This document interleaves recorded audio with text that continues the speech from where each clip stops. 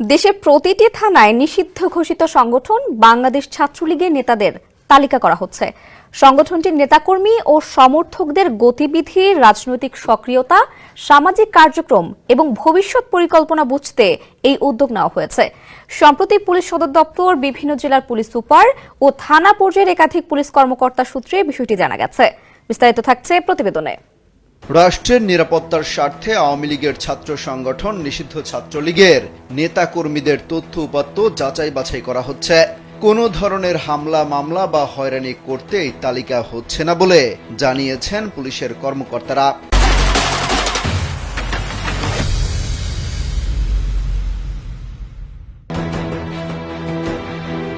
পুলিশের একাধিক সূত্র বলছে, সারা দেশে আইন শৃঙ্খলা পরিস্থিতির অবনতি ঘটানোর অপচেষ্টা চালাচ্ছে নিষিদ্ধ ঘোষিত এই সংগঠনের নেতাকর্মীরা। দেশের পরিস্থিতি অবনতি করতে তারা সংগঠিত হওয়ার চেষ্টা করছে। সেই আশঙ্কা থেকে ছাত্রলীগ নেতাকর্মীদের গতিবিধি অনুসরণ করতে পুলিশ সদর দপ্তর থেকে নির্দেশনা দেওয়া হয়েছে।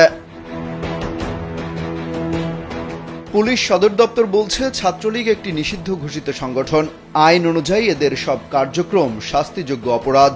এই বিষয়ে জানতে চাইলে পুলিশ সদর দপ্তরের সহযোগী মহাপরিদর্শক ইনামুল হক সাগর বলেন, যে কোনো মামলার আসামিদের গতিবিধি পর্যবেক্ষণ করা এবং তাদের খোঁজ খবর রাখা মামলা তদারকির অংশ।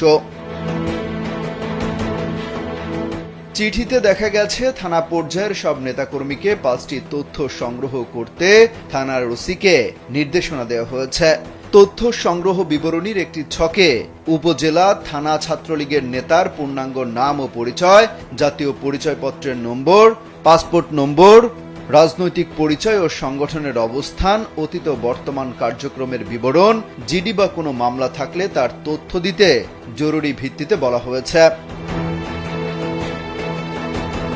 অপরাধ বিশ্লেষকদের মতে, ছাত্রলীগ নিষিদ্ধের ঘোষণার পর সংগঠনটির পুনর্গঠন বা বিকল্প শক্তি সঞ্চার করার সম্ভাবনা লক্ষ্য করছে পুলিশ। তাই দেশের রাজনৈতিক পরিস্থিতি অবনতি হওয়ার শঙ্কা রয়েছে।